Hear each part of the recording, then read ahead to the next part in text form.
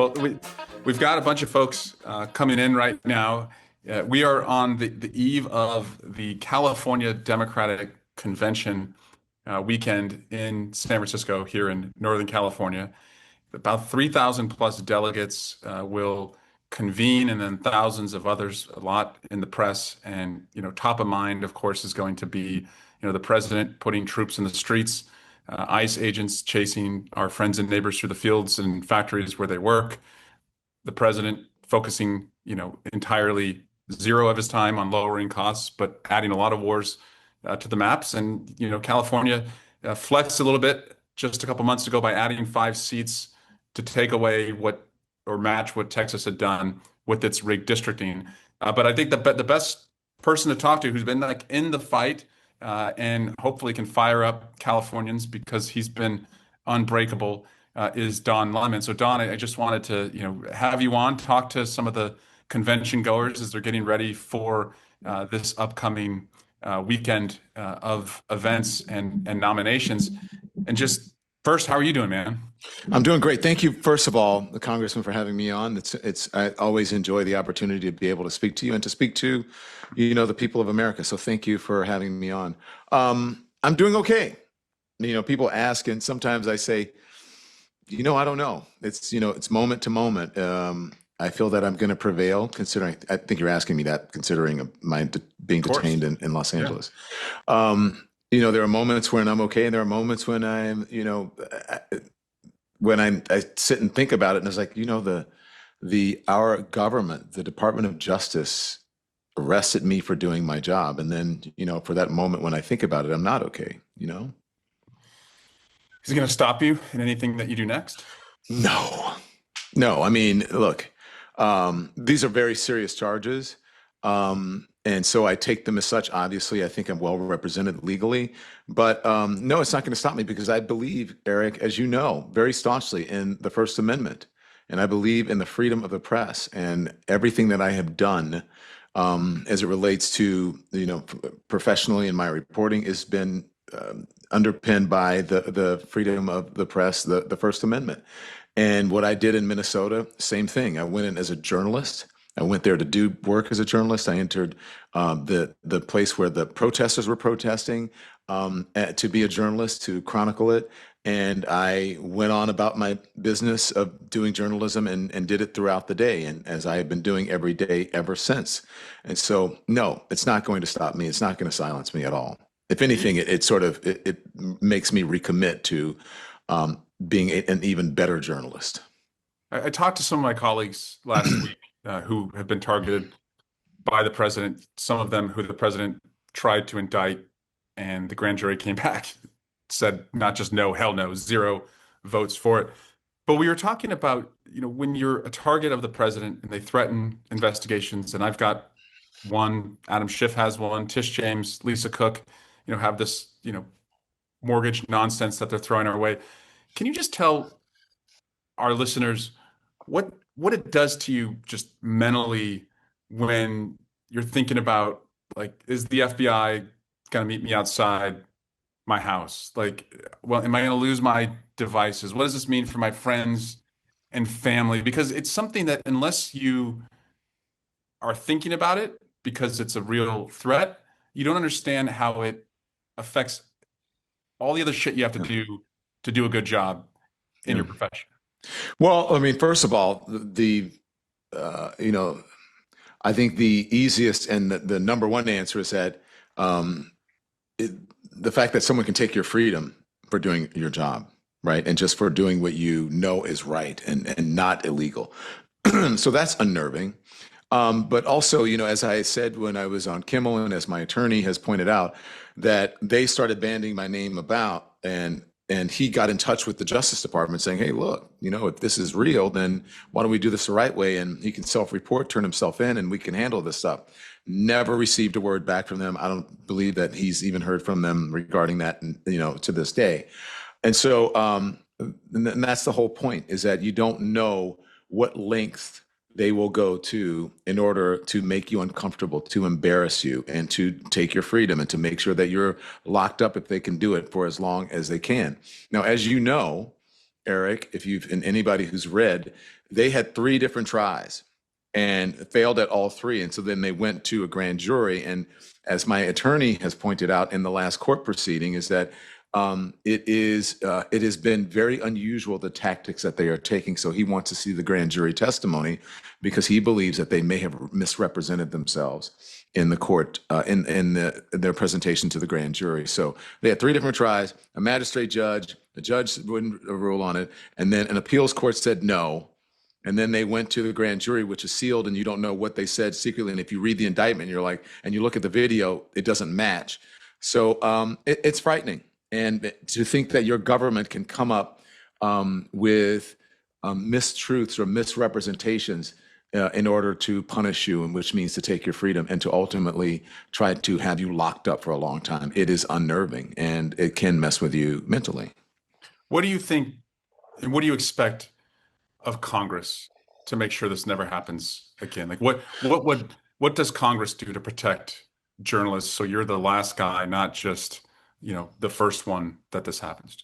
I think that Congress needs to look, you know me. Congress needs a backbone. You say the same thing. I think Congress needs to be very firm, and not just Democratic congressmen, because this is frightening for Republicans as well. And I've heard from Republicans saying this is wrong. I don't understand what the administration is doing, but they're afraid to say it publicly. I think everyone should vocally, however they can, stand up to this administration and say, we believe in the freedom of the press. It is the bedrock of our democracy. Without the First Amendment, without the freedom of the press, everything else collapses.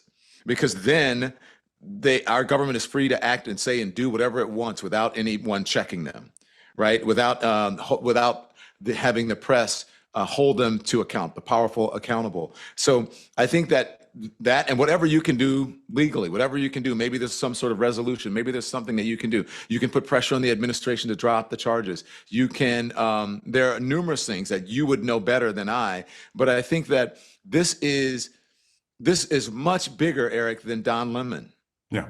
This is about our democracy and the health and the well-being of our country. And this is about us being able to abide by the First Amendment, because it's there's a reason that is the First Amendment in the Constitution. The very first one is because of the importance of that amendment. So I would say be as vocal as possible, keep it at the top of mind, and it's the same advice that I would give to news organizations. This affects you. Go ahead. Yeah. Go ahead. What would you say about governors now? We've seen Governor Newsom, Governor Pritzker. There have been some rock solid governors who have stood up and filled the role where you're not seeing Republicans check, the president in Washington. What can governors do right now? And what can state attorneys general do right now to protect the freedom of the press? Well, I know, and I'm not an attorney, and I'm not some constitutional scholar, but I do believe that governors obviously can act within their state to be able to bring charges against people who maybe for wrongful accusations, or for people who are trying to take the ability of the press for us to be able to do our jobs away from us. I'm sure there are certain things that you can do legislatively or legally within the realm of the state, where the Trump administration can't pardon people for presenting false information to a grand jury, or I believe that governors and folks who are who are involved in local legislators, I should say, I think that they should push for investigations, to have the ability to be able to investigate ICE. And again, people who are within the administration and who are in positions of power, who are acting beyond the bounds of the Constitution and the law, that they should be able to be prosecuted locally, and they should make sure that that does stand. And I think that would help a lot, because Donald Trump can pardon all these people on a federal level, and they have this, I think it's qualified immunity of some sort. Right. That they can do whatever they want with impunity, and that even includes presenting lies. And I wrote legislation with Dan Goldman a couple weeks ago that gets rid of that qualified immunity, because these guys think they're invincible. And I've put that in kind of my list of reforms, from taking off the masks, putting the identification out, no more roving patrols, going to a judge for warrants as a requirement for them to get funding. But my point about governors, and you're absolutely right, is you have to make these guys react. And if they're not on their heels, then the most vulnerable are on ours. And some people will say to me, well, if you do this and this, it will go to federal court and you risk losing. And I say, do it. Like go Yeah. to court. Like Yeah. what you're doing now is not helping. Like at least make moves and make them react. And if you have legal standing, go on offense. But if you're just standing there admiring the problem while people are getting dragged by their hair and thrown into unmarked cars, you're not really helping. And so I don't think we can do enough to go on offense against these guys. No, but I also think I don't think they like, look, the public is on our side. And by our side, I mean on the side of the Constitution and right thinking people. I don't mean like right wing thinking people, but people who are of sound mind and body. I know that the public is on our side because I don't think the Trump administration anticipated the public reaction going the way that it did to my arrest. I think that they were actually surprised by it, and it sort of it caught them off guard. And so I believe, in some sense, that they pulled back a little bit of their criticism of me and whatever, and other things that they wanted to do to me, like, putting out, more social media posts and whatever. They're still doing it to some extent, but not to the extent that they could have done. And so I think that they realize, like, oh, wait a minute, maybe we misjudged this one. So they know that public sentiment is not on their side as it relates to, arresting reporters and even ICE, people being detained on the streets without due process. Public sentiment is on the opposite side of MAGA and the Trump administration. So you're talking to a lot of folks who are going to the Democratic convention this weekend. What would you tell them about what you saw in Minnesota? And I want to kind of fold into this, the loss yesterday of Reverend Jackson and, the approach during the civil rights movement to bring the faith community into it. And people have told me that they didn't expect to see the interfaith approach in Minnesota that they saw. But what did you see in the movement on the ground? So here's the weird thing, Reverend Jesse Jackson, in a way, is the reason that I was there. And I don't mean like long-term him being a civil rights leader well, it kind of does. But I was on my way that weekend to go to Chicago to host the annual Martin Luther King Jr. Breakfast for Martin Luther King Jr. Day. They asked me Rainbow Push and whatever, because I know the family. Remember, I was a local anchor in Chicago, and that's how I got to know the family and the Obamas and all of that. And so I said, well, if I'm going to Chicago, I'll just make a stop in Minnesota on my way to Chicago, and then go to Chicago later on in the evening. And that's how I ended up going to Minnesota, because, in large part because I was on my way to the Midwest anyway. But what I saw on the ground, Eric, excuse me, Congressman, is I only asked my little brothers to call me Eric, so you're good. And so what I saw on the ground were people who were not paid to be out there. They were not paid to be agitators. It was people who really cared about this country, who really cared about democracy, who cared about, number one, the First Amendment, which is freedom of expression, which they were doing peacefully. And to have an administration demonize them and say, oh, they're paid agitators and they're organized. Well, yeah, the civil rights movement people were organized. So is that so wrong? And if there are organizations that are helping people to pay expenses because they care enough to go out there, then I don't think that that is constitutionally wrong. And I don't think people would take offense in, someone buying dinner or lunch or whatever, any of those things. But they will, this administration will try anything to denigrate and demonize people who really care about exercising their right to peaceably assemble. I saw people who cared. I saw people who were conservatives who said, I'd never been to a protest before, but when I saw this happening on my television, I had to act. There was a man who said he had never gotten involved before, and I think he quit his job in order to stand out there with a workman's vest to help detainees who were coming out of the facility in freezing weather with no coats, because they had been pulled out of their homes with no coats, and just grabbed wherever they were, and to give them some information and some agency about who they could reach out to. And here is one of those Mylar blankets that you can wear because you're freezing. And if you need money to get home or to take public transportation, here it is. That's what I saw. I did not see evil people who were domestic terrorists, as they said that Alex Preddy was. I didn't see any of those things. But what I also saw, quite honestly, is I saw people who were happy to see independent journalists like me on the scene without the gatekeepers because they hadn't seen many, if any, mainstream corporate news correspondents or anchors out there on the ground level reporting exactly what was happening. And so they were grateful to see people like me. That's what I saw. And one of our questions goes right to that. The question is, we appreciate independent journalists giving us the news. How can we help journalists like you? You can help journalists like me by supporting us. You can, there's an organization that I've been involved with that we are, on my website, donlemon.com. You can go and you can buy, there are shirts and t-shirts and stickers and stuff that you can buy, and every 100%, all the proceeds go to the Committee to Protect Journalists. You can give to the Committee to Protect Journalists. You can give to the National Association of Black Journalists. You can give to any organization that protects journalism and the First Amendment freedoms and that. But you have to, on your social media, you should post about us and how important it is. You should follow us. You should like and subscribe, because that's how we stay viable, is that through your generosity, we stay viable, through your memberships, through your subscriptions. And we don't have big corporate sponsors that are, Coca-Cola and Ford and GM. They're not coming in to buy ads on independent media. They should be, but a lot of them are afraid of it because we talk about politics, right? And so that's how we stay viable, is through your generosity and through your support. So that's how you do it. Go to the Don Lemon Show channel on Twitch or on YouTube or Instagram, TikTok, all of those things, and become a member or subscribe. That's how you can help us stay viable. And Don, is this the new model? You look at what happened this week with Colbert. Obviously, he's coming off the air, but they're still, fucking with him and who he can have as guests, and Brendan Carr, as the FCC, chairman, continues to try and, I would say, direct the news and suppress the news. Is your model now, is this the future? And is it a future where there's a livelihood that journalists can have doing it? Yeah, it's not just the future, it's the now, Congressman. It is the now.